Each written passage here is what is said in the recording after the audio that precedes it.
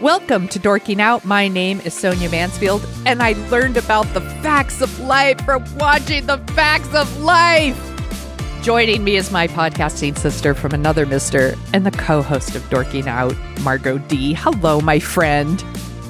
Hello, my friend. We are dorking out about 1996's The Cable Guy, which just turned 25 years old. It's old enough to rent a car.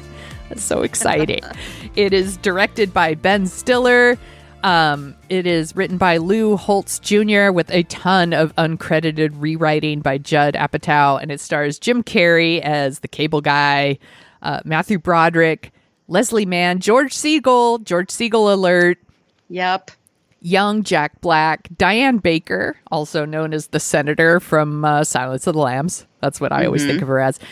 Ben Stiller playing Sam and Stan Sweet. More on that in a little bit. Eric Roberts as himself. Owen Wilson shows up. Janine Garofalo shows up. Who else is in there? Andy Dick shows up. Bob Odenkirk's in there. All kinds of people. The Cable Guy. That one guy from the Warriors, that's from like the loser gang of the Warriors. Oh yeah. That guy, he's in there too. Loser guy from the Warriors. Loser guy from the Warriors. Oh, you know what I'm talking about. Yeah, you know. Let's start with this. Margo, did you see The Cable Guy in the movie theater? No, and I'm really glad. Posthumous, 25 years later, I'm like, good choice, Margo. Had you ever seen it? I've seen it. Okay. I'm sure I rented it. I'm sure that was the first time I saw it.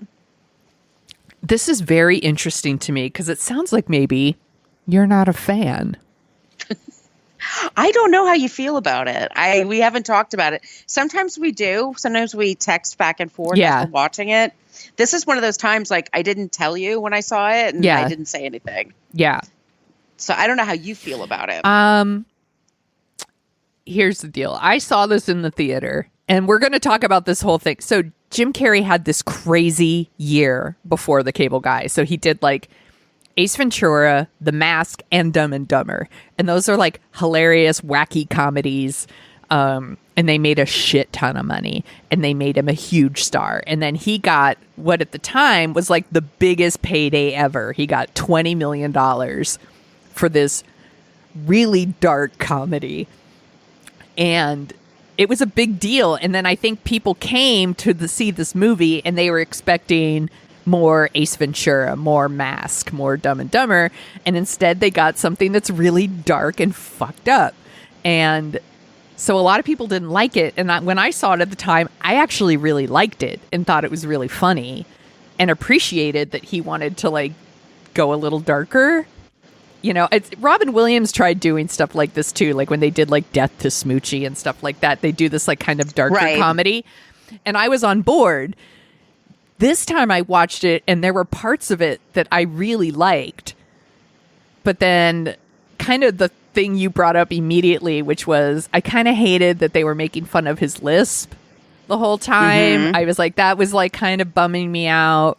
But aside from that, like I'm going to put that aside, there were other parts of the movie that I really liked. And like, I appreciated some of its messages a little bit more now than I did at the time. So I wouldn't say like, oh, I love The Cable Guy and I'm going to watch it over and over and I wish I'd bought it. But I think it's very interesting. And when I was watching, I was like, shit, there's so much to talk about with this movie. Okay. I think there's so much to talk about. I could agree with you on that. But I laughed a couple times. Not out loud. More like a chuckle. Yeah. I think it has, when you're saying that, when I read the trivia too, and Judd Apatow is the one like, I rewrote it. It was just a buddy comedy. And I'm like, oh, that's why it's too fucking long. Because there's scenes that go on and on and on. Yeah. And I get it. You have Jim Carrey. You have the 1996 Jim Carrey. Right. He has tons of energy. He has tons of ideas. why the hell wouldn't you use that? I totally understand that. I just did not like this movie. What is crazy is the movie itself actually isn't that long. It's like 93 minutes or 96 minutes, but it feels 2 hours long. It feels so long. Like all these, I mean, Jim Carrey. So let's start off. Matthew Broderick breaks up with his girlfriend, Robin Harris. So is that, in reverence to Robin Harris, the comic who died? Oh, that I don't know. Yeah, because I was like, well, that's a hell of a name to kind of pick out of the thin air.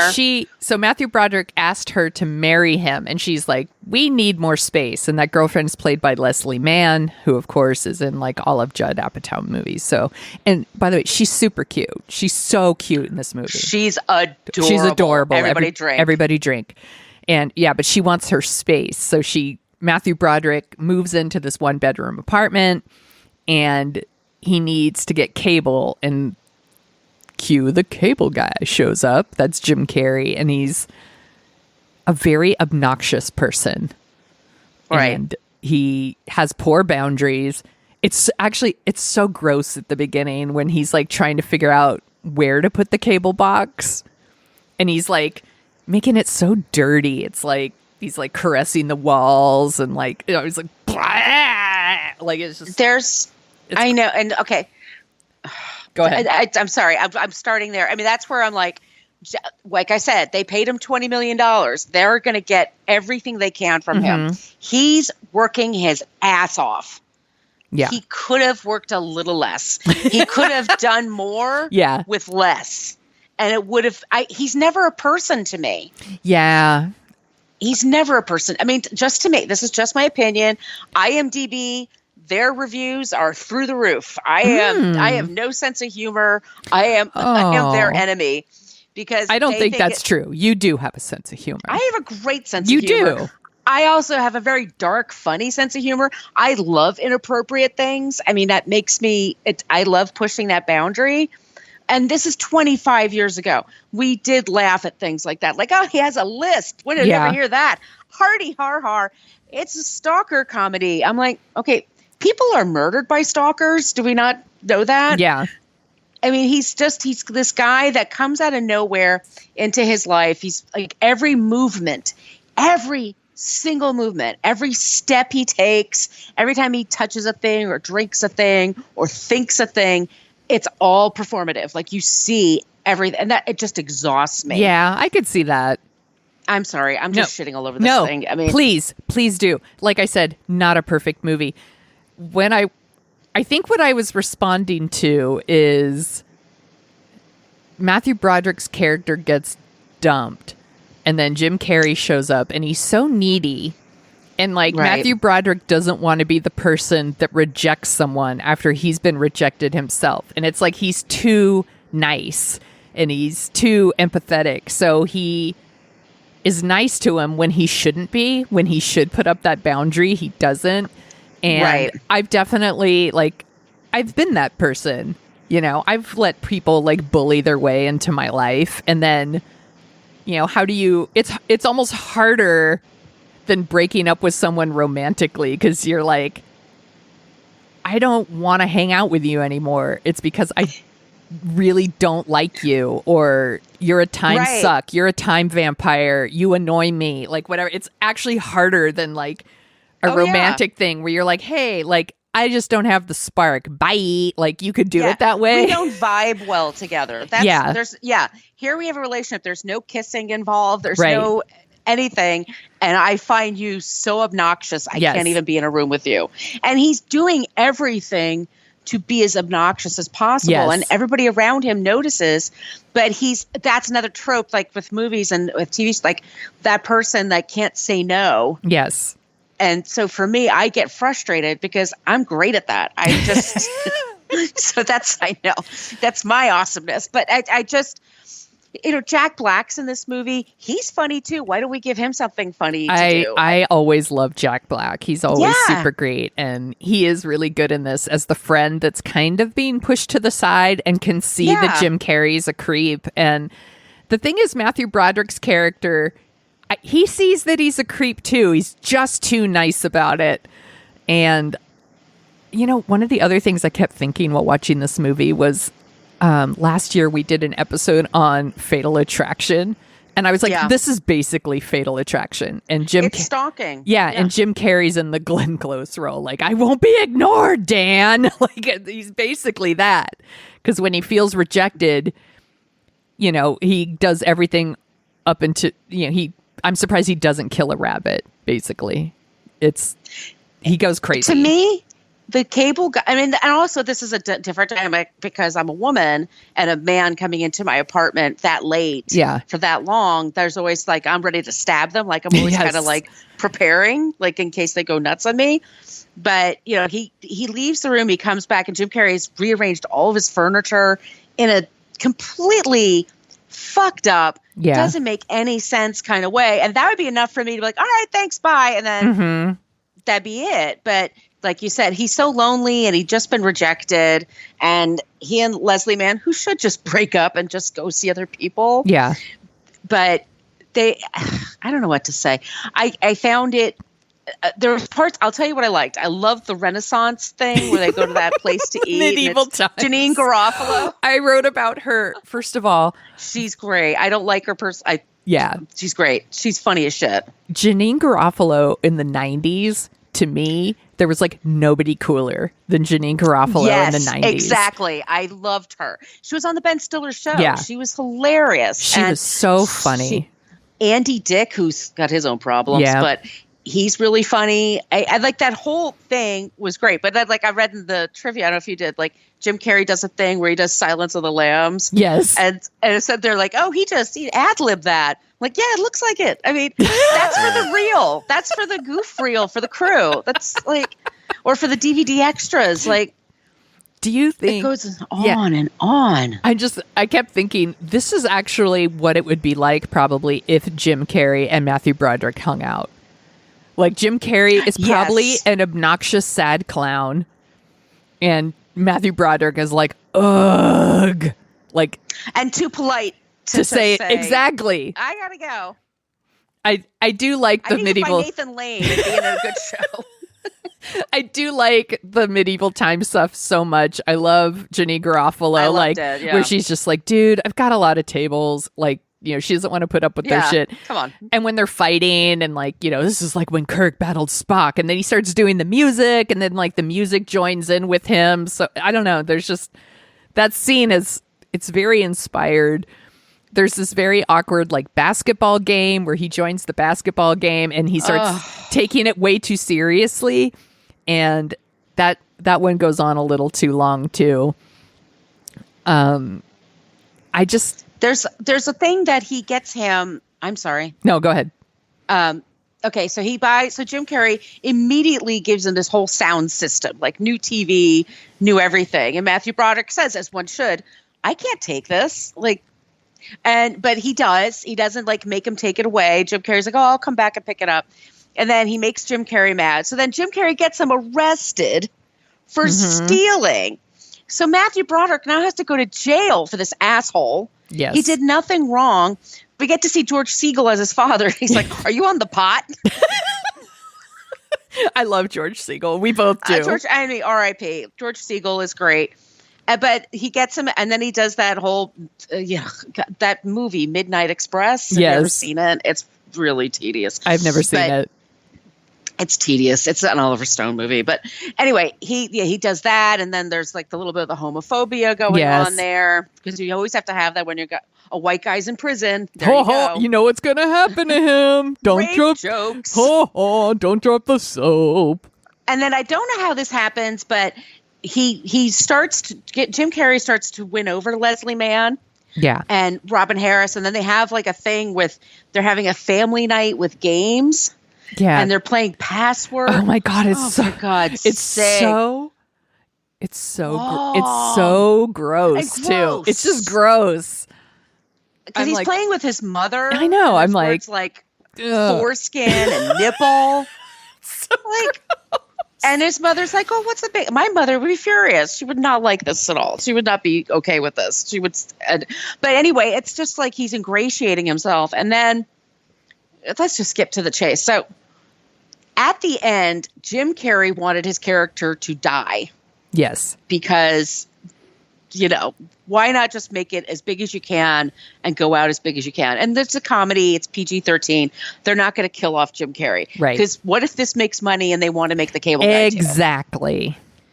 And that's exactly why they did that. So there's a long, drawn-out scene where they're on a tower and the girlfriend's with them and they're fighting.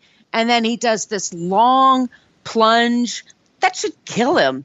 Mm-hmm. But it doesn't. And so the fight scene, which goes on way too long, but it is funny when he hits him and then he says, "Oh, my lisp went away." And then he hits him again and then it comes back. Okay, that was funny.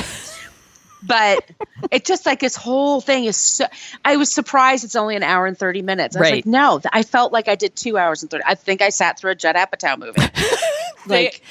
They're always too long. All it's good and bad. They're too, I know he hears that all the time, but it's just, if they just had tightened this up, if they had reined him in just a little bit, do a reel for the crew, and then you have a crew party at the end where Jim Carrey's acting like a fucking lunatic, but have a version for the audience where it's just not even, you don't have to make it Ace Ventura or anything. Right. But to me, he beats up Owen Wilson in a bathroom. That part, okay, this is in my notes because I realize we're talking about like a dark comedy here. And I also wanted to point out this movie came out before like the British version of The Office or Curb Your Enthusiasm. So like this kind of cringy comedy wasn't really a thing at the time. And specifically the stuff with like the porno password and stuff, that shit is awkward as fuck. And like, it was, I just remember even seeing it in the theater at the time, I'm like,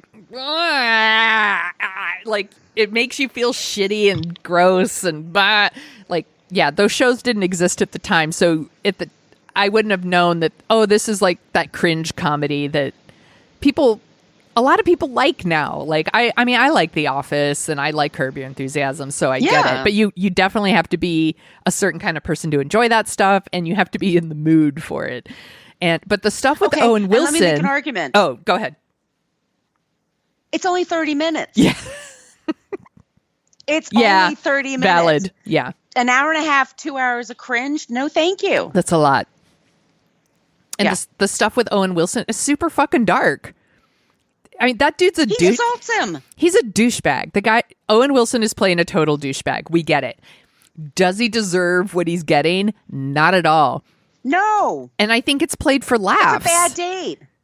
It's totally played for laughs. They're on a bad date. Yeah. But he sees him as a potential, like, because she's not smart enough to know this guy's an asshole. Yeah. So he beats him up and shoves his head in the toilet. Yeah. I mean, it's super, super messed up. It's super gross. Oh, okay. The karaoke scene. With all this, you have nice friends. I'm all, does he? I know. So Jim Carrey has this party and all of his nice, and it's all old people. It's all like at a cop. People on the fringe. Yeah. Yes. And the cop. Right. Yeah. And the guy from the Warriors, the loser from the Warriors. Yeah. So it's all these different people. And then of all things he's going to sing, it's Somebody to Love by the Jefferson Airplane. Yes. And it goes on and on. It does. And on and on. He does the whole fucking song. I'm like, you've got to be kidding me. This could be tightened up so much and be memorable. I think, and then it's yeah. There's no, you're fine. There's just he does do the entire song, and it's like cut with like a woman who's like giving Matthew Broderick's character like a scalp massage, and it's the most sensual, best scalp massage he's ever gotten or something, because he's like in ecstasy, and it's just super weird. And I read that originally the song was supposed to be Bust a Move, and I was like, well, that would be even weirder, because it's like at least Somebody to Love makes sense in the terms of the story. Like he's lonely and he does want someone to love, and he wants a best friend, and he wants someone in his life, and so at least the song makes sense. But you are correct, it goes on way too long. We don't need to see him singing the entire Somebody to Love. It's crazy. It's crazy. And then Matthew Broderick flirts with this woman. And then they wake up the next day and he'd spent the night with her. He'd spent at least some time with her. And then Jim Carrey's like, oh, I bought her for you. Yeah, you pay next time. Yeah. It's like, gross. Wow. Not gross. Like, it's a sex worker. Yeah. I mean, but it's like there's no consent there. I mean, he didn't know. Exactly. And it just would have been, there's so much fucking wrong here. I couldn't. It made me mad. I hate it when people behave not like a person or not like a person with a spine. Interesting. Yeah. I see what you're saying. So a lot of people in this movie are not behaving like an actual human being. Right. They're a trope. Yeah. That's how I feel about the movie Meet the Parents that everyone loves and I super hate. I was like... Yeah, and I like that one. See? There we go. You get it? Yeah. Yeah. I hated Meet the Parents. I saw it on a date with someone and there was no second date. And I was like the only person in the theater not laughing and I felt like a dick. It's another cringe comedy. Yeah. But for some reason, I just couldn't do it. I think, but that movie's, if you ever decide to see it, it's highly edited. It's like really quick. Mm-hmm. Which I appreciate because there's a lot of physical comedy there. With this, it's like Jim's going to do a voice. Oh boy, here he comes. He's going to do a character. He's going to play a cop. So he's going to put on a mustache and then dance and that goes on. Everything just goes on way too long and it just tries my patience. And it always drives me crazy when it's a very simple thing to do and they don't do it. And I get it. Some people don't do that. Some people have a hard time with boundaries and have a hard time saying no. I get that, but it's just so frustrating at the end. I don't feel like it feels good at the end. I mean, it's just spoiler, Jim Carrey lives because they're not going to kill off your $20 million star because once again, there could be a sequel. Yes. But he's immediately now he's in an helicopter being lifted to a hospital. Then he's just talking to the guy in the helicopter. And that guy's like, hey, buddy, how are you? And he's like, oh, my new friend. Are you really my buddy? And he's like, yeah, sure. And of course, now he's going to do it all over again. I'm like, people get killed by stalkers. This is not. Oh, the whole Ben Affleck, Menendez brothers thing. the Ben Stiller, Menendez. Yeah. Woo. That does not age well. I mean, first, nobody would know what it is. They don't understand this. The Menendez brothers. You know what? Go ahead. Okay, so they were a couple of boys. We're in their 20s. What am I doing? But they had killed their parents. And then first they said it was an accident. Somebody came in and robbed them and killed them. I didn't know who it was. And it turns out it was them. And then they said in their trial that they were sexually assaulted by the father. And that's why they did it. That was like a hung jury, I believe. And then they went back. And the first trial was they had cameras in the courtroom. Mm-hmm. The second one, they did not. Right.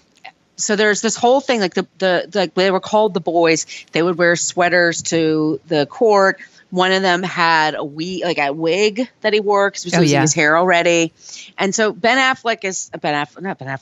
Stiller is doing all this. And he's very funny and he's a good mimic. And so, but years later, it turns out, I think anyway, those boys really were molested by their father. I saw the 20. I think we both watched it. The episode on 2020 where they kind of revisit that, and that's a thing that's happening a lot lately. Like we've revisited like Britney Spears and I think Anna Nicole Smith and things like that. And you're revisiting these people of the 90s, and you're like, ooh, like we didn't do this right. And I think the Menendez brothers might be a good example of that. So this doesn't sit well with that for sure, but I think it's also playing on that, it's spoofing that, but it's also spoofing like the OJ trial, like the sensationalism, how everyone's obsessed with the verdict.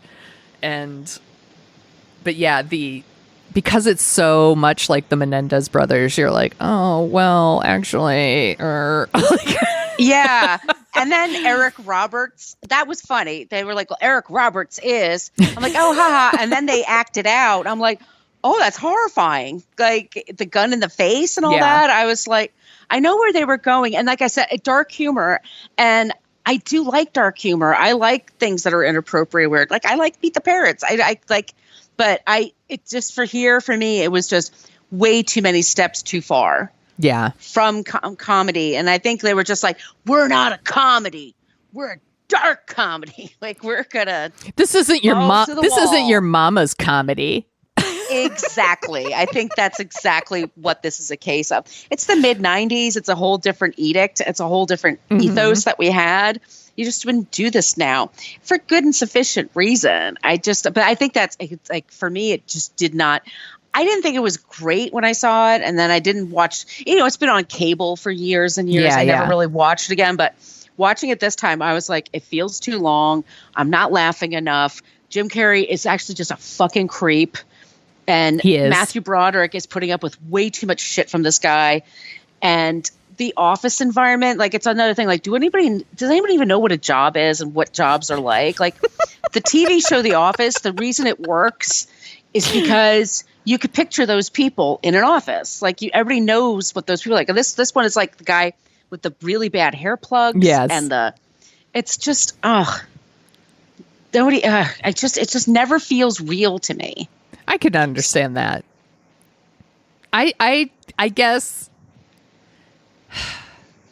I could relate to the Matthew Broderick character a little bit in like not being able to like always set those boundaries. And like one of the things I think that COVID taught us was we all spent all this time alone, and we were able to kind of remove some people from our lives that we didn't want to spend time with. And now we're like making our way back into our lives. And it's like we're all setting like new boundaries, right? So we want to spend time. Point. We want to spend time with the people we want to spend time with, and we don't want to spend time with these other people. It's been like, hey, it's been really nice not hanging out with you for the last 18 months. So I think that there was something for me as someone who's like, something about that like clicked for me, so I understood it. And I think that's why I kind of was relating to the Matthew Broderick character. And I also like dark comedy. I do think the movie feels too long, even though it's not long. And I do think that they could have reined Jim Carrey in a little bit. There was a little too much leaning on just being fucking gross, like I said, about like, this is your sweet spot. Bleh. When he's looking for the cable box, or when he's, the password is nipple, and then his tongue is like, blah, blah, blah. It's like, gross. Come on. Like, we don't need to do all of that. Like, all of that stuff's like a little too much. And there's like a whole dream sequence at one point where like he's dreaming that Jim Carrey's like busting down. I'm like, why is this in here? We don't need any of that. But I still liked it enough that when I watched it, I was like, I'm not sorry I watched it. I liked it. And like I said, my idea, by the way. Like it's on HBO Max right now, so I didn't have to pay anything. And it's like, sometimes we watch movies, and while we're watching it, I'm like, shit, I should have bought it. I should have just bought it instead of renting it. This was not one of those movies. No. I'm good. Like, I could probably wait another 25 years, but I am interested in talking about it because this movie was held up as like a fucking bomb. Like, it was like this failure, and I don't think it made money, so it just didn't make like Ace Ventura money. It was considered a bomb for the time. He was taking a big risk, and the press beforehand was terrible, and that didn't serve them at all. I mean, the press is like, oh, it's going to be a dark comedy. It's not going to be. When they promote movies, they publicize movies, if they have enough time, 3 to 6 months out, they start showing it to magazine editors and that kind of thing. And if that word of mouth isn't great, then the dailies and the weeklies start writing about it. So by the time they actually see the movie, they already have their own perception. The audience has their own kind of perception. So I can see why that happens. I think just, it's not your average Jim Carrey movie. It's certainly not what he expected at the time. Right. And, it's 1996. I've got cable TV or I've got movies. I don't have my phone. I don't have other things Yeah. to occupy me.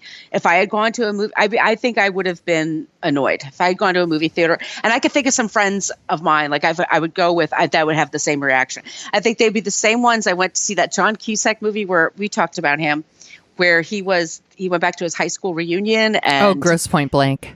yeah. I can think of my friend Maria. And if we went together to see this movie, she would walk out. She was a big walk outer. Like, she really total New Yorker, got no time. You know? We did an episode on Gross Point Blank, so go back and listen to it. But what's funny is how much we like John Cusack and Minnie Driver in that movie, and how much we don't like so much else about it. And other people fucking love Gross Point Blank, and I'm stoked for them. I'm like, I wish I was. I wish. Like, it's funny, that movie came out, and I think Romy and Michelle's high school reunion came out around the same time, and I think I'm just more of a Romy and Michelle and Romy, or whatever.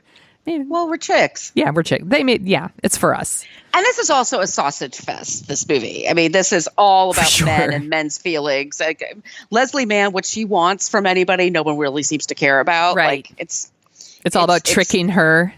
Yes. Tricking her and waiting for her to change her mind. Mm-hmm. And, it's not a great part for her. Yeah. I mean, she does a great job with it. She's doing the best she can with it. She's always adorable. Everybody drink. Yeah, everybody drink. We are. Yeah. Oh, we are. But yeah, I know. I picked this movie. It's on me. I'm glad we talked about it. Me too. Glad I saw it. It brought up a lot of stuff. It just, like, I think about now, like, waiting for the cable guy. That used to be a thing. And they would say, like, oh, we're going to be there between 8 and 4. And either someone would show up at like 7:30 or they wouldn't show up, and you'd call and you'd be in this voicemail hell. I mean, it was such, and nowadays it's like, well, what exactly time? Okay. And they'll send you like a call the day before, and then they'll text her and they're on the way over, and then they'll call you back. My last cable guy gave me his number and was like, if you got any problems, wasn't hitting on me. Like super, like, I don't know, Margo. I think he wanted to be your friend. Oh, I don't need any more friends. Cute. Yeah, exactly. But yeah, this was it was, we were so dependent on them, the cable guy. Yes. It was a thing. And I did like the part where it's like, oh, slip him a 50. Like, I never know who to tip and how much. Like, I don't know how to do that. Like, suppose you're supposed to do that at a hotel. You get a better room if you slip them a 20 or something. I never know. Nobody taught me how this works. So I totally I'd be awkward about it. I don't know how to do that stuff either. I'm like, I actually went and got a car wash today, and I'm like, should I be tipping these people? And I was like, I'm just going to tip people. I'm tipping. Yeah. I'm the tipper now. I tip. I just like thinking about the movie. The truth is, maybe I liked thinking more about the movie than I did actually like watching the movie. But the movie also, it has these messages, and I like what it's trying to say, but I think it needed to pick a lane. So there was the kind of we all get lonely aspect of this movie, and like trying to find friends. And there is a whole thing, like, as you get older, dude, especially for men, I don't want to say all men, not all men, but like some men, it's harder for men to make friends when they're adults than it is for women. Like, I make friends wherever I go, and I have my friends, and I have my lady friends, and I'm going through some things right now, and I have like a support system in place.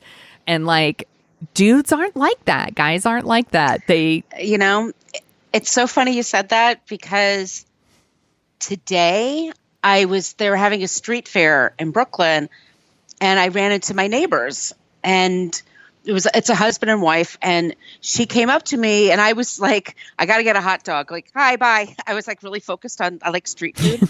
And she actually followed me. She says, hey, I haven't been working because of, COVID. I'm still not working, and I'm kind of home a lot. Like, would you ever want to go and like meet up for a drink or whatever? I'm like, of course. And it's like, women would do that. And I even said to a mutual friend of ours, like, I think she's lonely. Let's all hang out. And boom, plan in place.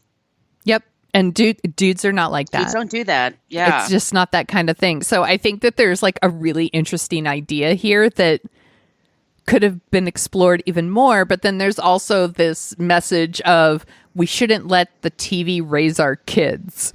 and we shouldn't be so obsessed with television and the media and how everyone's obsessed with the verdict of this trial. And that's a good message too, but maybe it's not for this movie.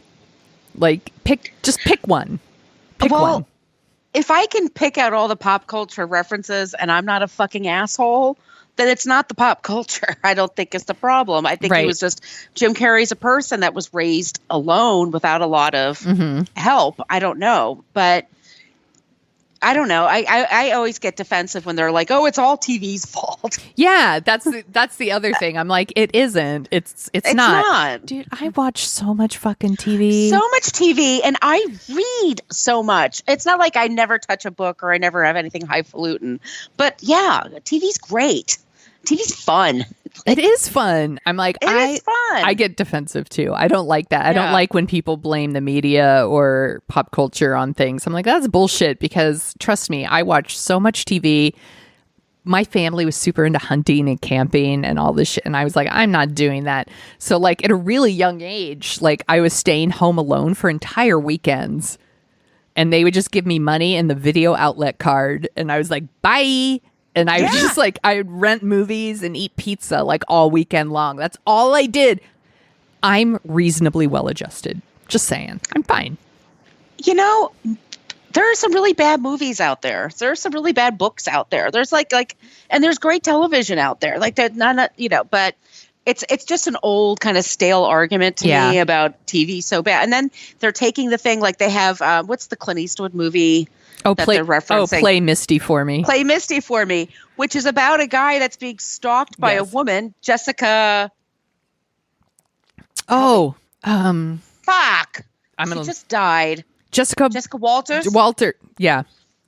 She's so cute. She's so Clint Eastwood's a radio DJ, which is like he should be playing that in every movie because of that voice, but. She stalks him, and Play Misty for Me was like a whole trope until the Glenn Close movie, Fatal Attraction, and then that became a thing. And then I think this was trying to be one of those, but it fails for me. I think it should have stuck to the friendship thing, and I think it would have maybe played a little better, but. He is a cable guy, so I guess they had to go with the TV thing. They needed to pick one. Yeah. So I read in the trivia, and I'm sure you did too, that this was originally written for Chris Farley. Yeah. And R.I.P. Yeah, but he turned it down because of scheduling difficulties, they're saying. Rehab. Yeah, rehab. I don't know if it would have. I don't think it would have been this dark with Farley. No. And I think it probably even would have been funnier. Yeah, I'm very protective of Farley. I would have had I would have had a lot more sympathy for that character. He's a better actor. Yeah. You know what it is? I think if Farley had played that role, it would have been like John Candy in Planes, Trains, and Automobiles. Exactly. Like a really obnoxious person that you still have so much goodwill towards because it's John Candy or because it's Chris Farley, and then you would learn the truth about them and you would have so much sympathy for them. Like it would have been a very different movie. And apparently Adam Sandler was also considered for the role of the cable guy, and that would have been even worse than Jim Carrey. Like he would have been so obnoxious. He was like Canteen Boy. Totally. Yeah. Oh my God, Canteen Boy. Mm-hmm. I haven't thought about that fucking sketch. I haven't thought about Canteen Boy in a really long time. Oh my God, that's no one should have to think about it. But at the time, I was like, "That's hilarious," and now I would be like, "What the fuck? What the fuck?" Oh my gosh. Okay. Do we have anything else we want to say about the cable guy? Girl, that's enough. I've said everything. You have. All of you IMDb people who love this movie, continue to love it, continue to enjoy it. Mm-hmm. No, I'm not wrong. I just have a different viewpoint. That's all. Not everything is for everybody. That's the thing. Right. And if y'all get some pleasure out of the cable guy, please enjoy. Yes. I got what I wanted out of it, I guess, but that doesn't mean I'll go back to it.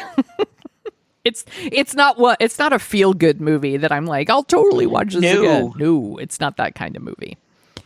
So I have a list of other movies that came out the same time, June 1996. Okay. The first one is The Phantom. Did you see that? With Billy Zane.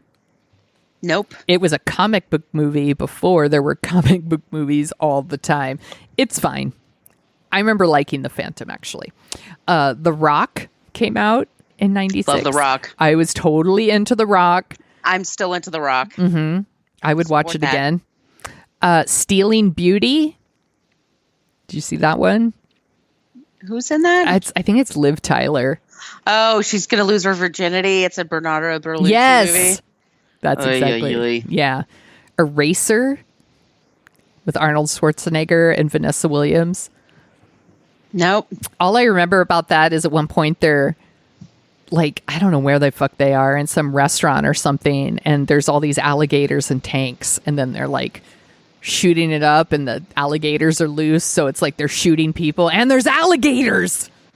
That's all I remember about that movie.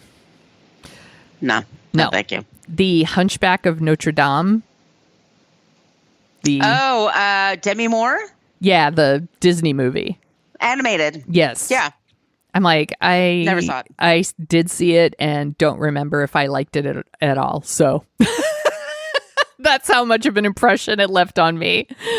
Lone Star came out, which is John Sayles. Oh, I know. John Sayles movie. Yeah. Yeah. I like that one. A bummer, right? It's a super bummer. Yeah. It was good, though. I like that one. Lone Star, the name also just reminds me of Spaceballs. Lone Star. And I know you know these last two. The Nutty Professor. I like The Nutty Professor. Hercules. And then Striptease. Where Demi Moore got $12 million. Yes. And that was the story. Yes. And with Burt Reynolds and I don't remember Robert Patrick. Yeah. Demi Moore, man. She was Demi Moore, and she got naked. Yeah. She was the shit in the 90s. She really was. She was a big movie star. She really was. Please listen to our disclosure episode. One of my favorites. One of my favorites, too. And that's all the movies that came out in June 96. So do you want to hear about some of the top songs of 96? Yeah, I do. We probably talked about a few of them, but let's do it anyway. Yeah. These are some of my favorites that I remember from the time. Good year for music. The Quad City DJs, Come On Ride It, the train. I still love that song. I still love that song. Come and ride it and ride it. Celine Dion, It's All Coming Back to Me Now. Oh, that song you could not get away from. Couldn't get away from it. Tony Braxton, You're Making Me High. That's a dope That song is so good. I still love that one too. Spice Girls, Wannabe. I love that song too. Beck, Where It's At. I had the biggest crush on Beck back in the day. Odelay Beck. Cute. Odelay Beck was my jam. He still looks good. Yeah, I had the hots for Beck during the Odelay days. I think he's single, so you can. Shut up. Yeah, I have to get him to leave Scientology. Yeah.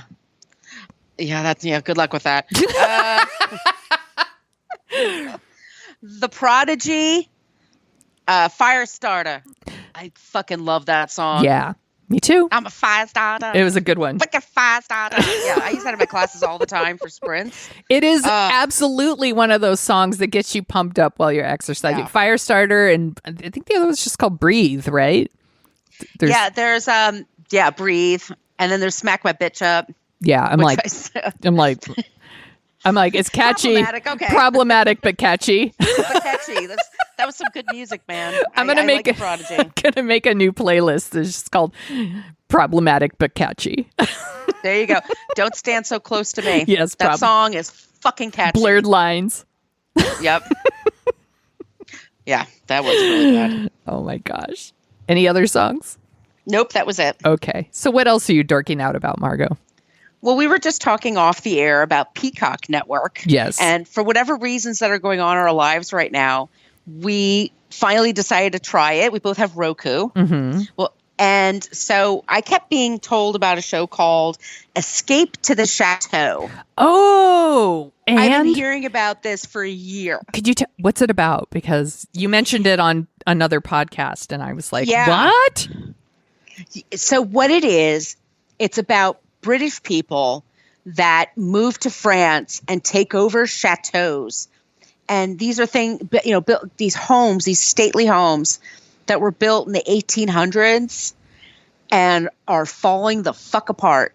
And what they're doing is these people are selling their apartments in London or wherever, in England, they're selling their homes, and they can get for like £250,000 a huge castle, like a chateau, a huge place.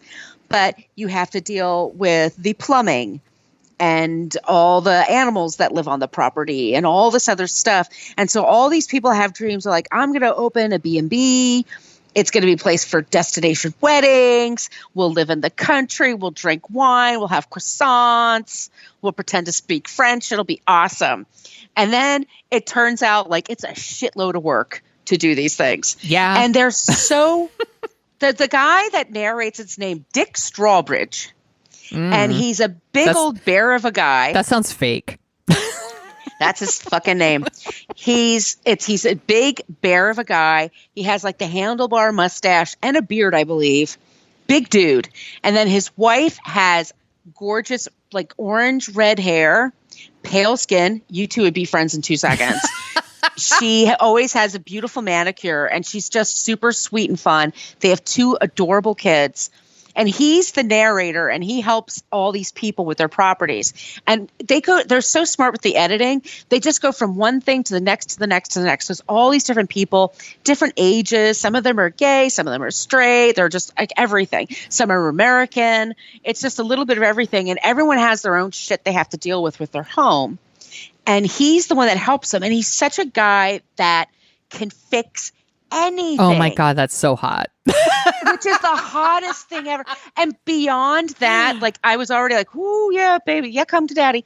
Come to mama. Come to mama. He also is such the British stiff upper lip, doesn't get upset. Mm-hmm.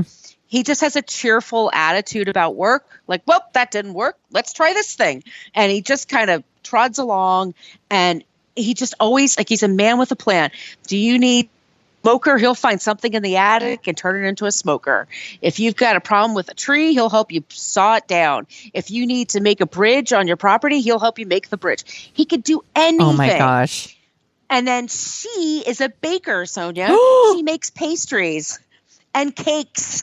I want to be their friends. It is the best, binging you'll ever have. You'll feel like you traveled. You've just met these really great people that are just trying to make it in this world.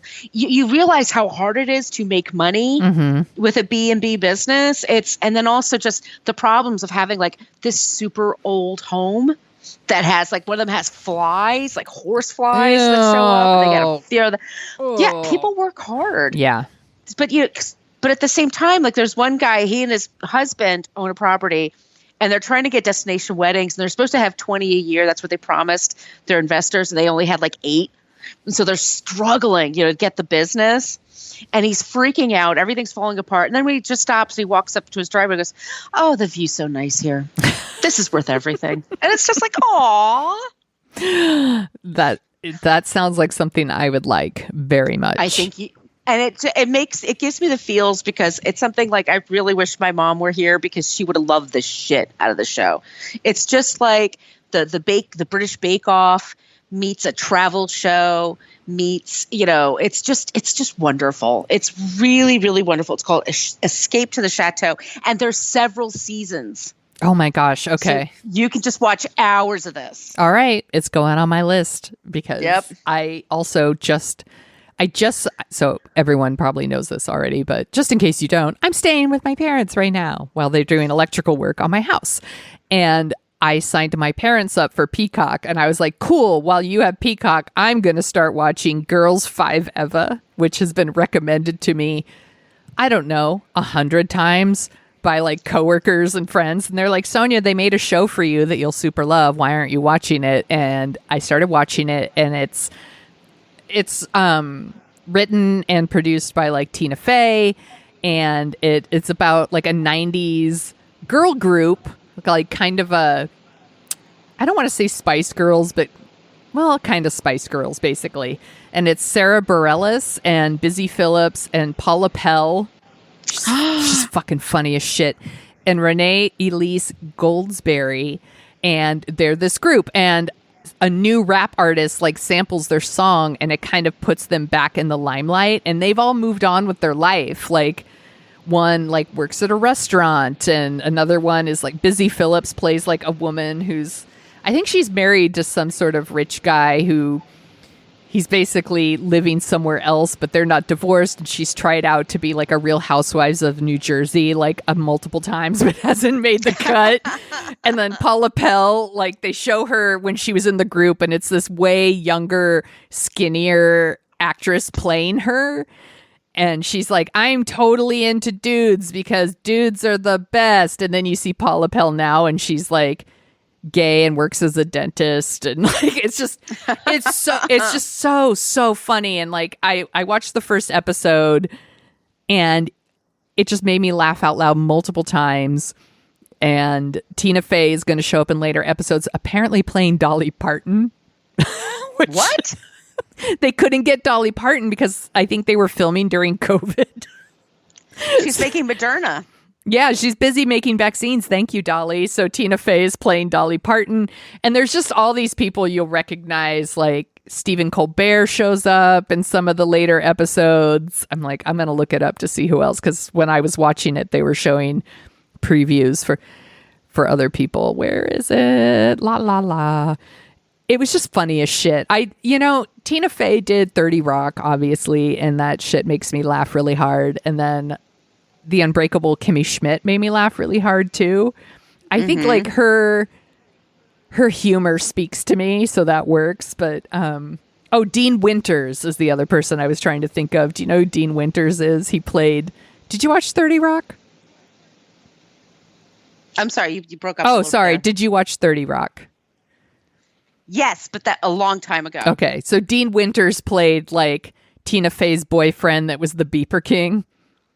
He's in all these like right. all these insurance commercials and stuff like that. He's fun. He's really funny in it. I was cracking up watching it. I highly recommend. I was like, shit. When I watched the first episode, I was like, shit, now I have to get Peacock. Because but it's free. Yeah. Is it free on our Rokus? It's free on our Rokus. It has Okay. So when you're watching Escape to the Chateau on Peacock, you will get the Verizon commercial. Yes. With Kate from Saturday Night Live. God damn Kate it. McKinnon. What's her name? Yeah, we're getting it too. Kate McKinnon. Yeah. I love her. Me too. But the 30th time I see that commercial, I'm like, all right. Did we have like just 2 takes of this thing? Is that what we're working? But you know what? That's fine. Go to the bathroom, get some wine. Yeah. Look at your phone. It's fine. Look at your phone. I know it's very old-fashioned to watch a commercial. Just do it. It's fine. You'll be fine. You won't die from watching it. I promise. No. But I highly recommend it. And, we did take a couple weeks off from Dorking out, but I also watched In the Heights on HBO Max. And that one was really fun. I really enjoyed watching that one. I love musicals, and we were going to do a whole episode about musicals. And we will, I'm sure, someday.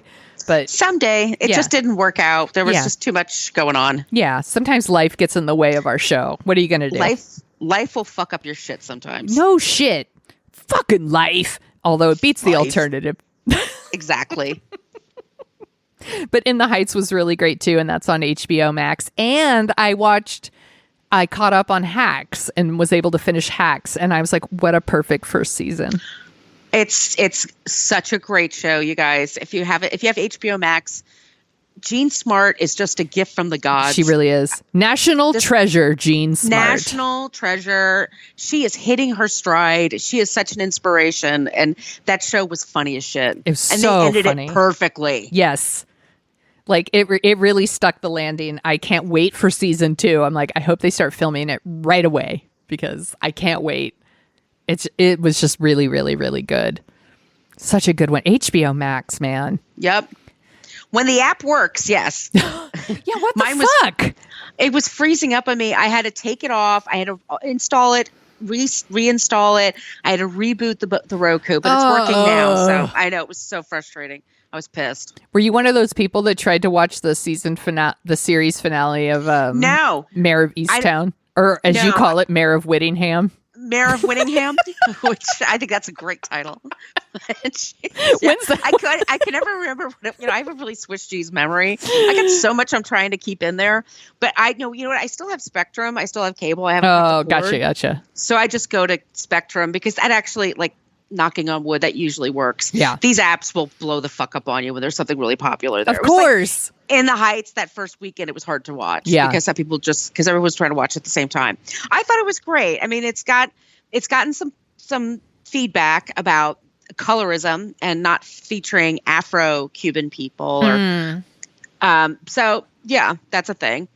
But I still think the songs are great. Yeah. It's just, it's puts you in a good mood for the summer. Yeah. I just enjoyed watching it and spending time with those people. And it was just so fun to watch.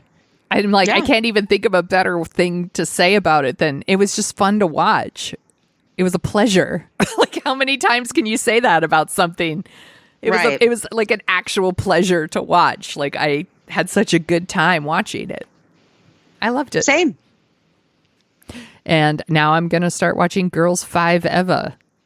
I think I got my mom hooked on it too, because we watched it together and we were both really cracking up. So if you're thinking like, oh, this only appeals to weirdos like Sonia, my mom is the most mainstream person ever. And even she thought it was funny. So there you go. That's her thing too. It appeals to everybody. Yes. Oh, this was fun. I'm glad we talked about the Cable Guy, even if you didn't like it. Sorry, Margo. I still enjoyed talking about it. I got something from it. That's good. I guess that's all we can ask for. Yeah. It wasn't boring. It's a thing to watch. It didn't bore me. It's a thing to watch. It didn't bore me. So, where can people find you on the internet, Margo? You could find me on social media at Brooklyn Fit Chick, mostly for Twitter and Instagram. And my blog is brooklynfitchick.com. And if you like the sound of our voices, and of course you do, because they're fucking silky as fuck. We also co-host What a Creep, where we talk about a creep every week, and then we end the episode with someone who's not a creep. We have a private Facebook group that you can join on Facebook. It's a private Facebook group. It's on Facebook. The wine is kicking in, my friends. And if you ask to join, maybe we'll let you in if you don't look like you're going to storm the Capitol. And there's some dorks in there too. It's not just creep, but make sure you read the rules. Please read please read the goddamn rules. Read the rules of the group, because we're doing a lot of finger wagging lately, and we hate that. It makes us feel like nags. You could find me at thesoniashow.com and The Sonia Show on Twitter and Instagram and TikTok, where I post videos usually of my dogs. And you can find Dorking Out at dorkingoutshow.com, Dorking Out Show on Twitter, and sometimes Facebook. I mean, you could find the new episodes there, but I don't really go there. And if you want some stickers, email us at dorkingoutshow@gmail.com. They're super cute. I love our stickers. I love them so much. They're great. They're so cute. And if you listen to us on Apple Podcasts and you want to give us a good review, that would be great. It would really offset the people that call us Karens and give us 1 star. No offense. We're women that dare to talk. Yeah, how dare you talk about the Cable Guy? How dare you not love a thing I think is brilliant? Exactly. How dare you have a different opinion? 1 star. I'm glad we talked about it, though, Margo. This was fun. Good pick. It's always fun talking to you about these things. I think so, too. And we'll be back next week with a regular episode. I really promise. I don't have a clever ending. Well, bye.